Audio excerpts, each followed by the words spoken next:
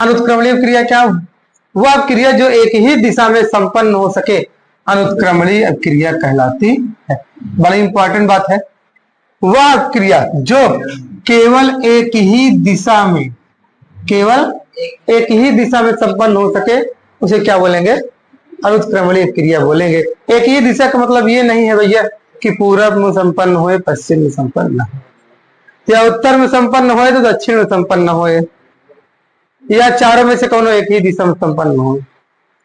हाँ, इसका कदाच मतलब ये नहीं है कि या तो पूरब में संपन्न हो जाए या तो पश्चिम में संपन्न हो जाए, ऐसा कुछ नहीं। ठीक, इसका मतलब है रिएक्शन में दो ही दिशाएं होती हैं, तीर के इस तरफ, तीर के इस तरफ। ठीक, समझ मेरी बात ना? तो इसमें क्या है, जैसे जो भी यौगिक मिलेगा रिएक्शन के बाद, जो भी बनाएगा, अब उससे हम चाहे फिर से इसको बना लें तो ऐसा संभव नहीं है। ऐसी क्रियाएं क्या कहलाती हैं?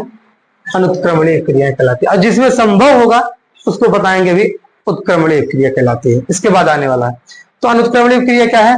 वह क्रिया जो केवल एक ही दिशा में संपन्न हो सके उसे हम लोग अनुत्क्रमणीय क्रिया बोलते हैं। इसका मतलब ये है, सिंपल सा, जैसी सोडियम और जल मिल करके सोडियम हाइड्रोक्साइड और हाइड्रोजन गैस बना रहा है, तो फिर से हम चाहे इन दोनों को मिला करके ये दोनों बना दे तो ऐसा नहीं हो सकता।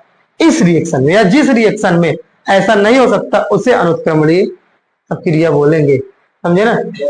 कोई कोई ऐसी रिएक्शन है जिसमें होगा तो उसको बोलेंगे उत्क्रमणीय, अभी बढ़ाएंगे उसको, लेकिन जिसमें नहीं होगा उसको हम लोग क्या बोलेंगे? अनुत्क्रमणीय। बात समझ में आई कि नहीं? वैसे ये वाला भी है। ठीक, किसी को दिक्कत नहीं होनी चाहिए। तो समझ में आई ना? अनुत्क्रमणीय क्रिया वह क्रिया जो केवल एक ही दिशा में संपन्न हो सके, यानी कि तीर के इस तरफ जो ये बन गया इससे उसको नहीं बना सकते।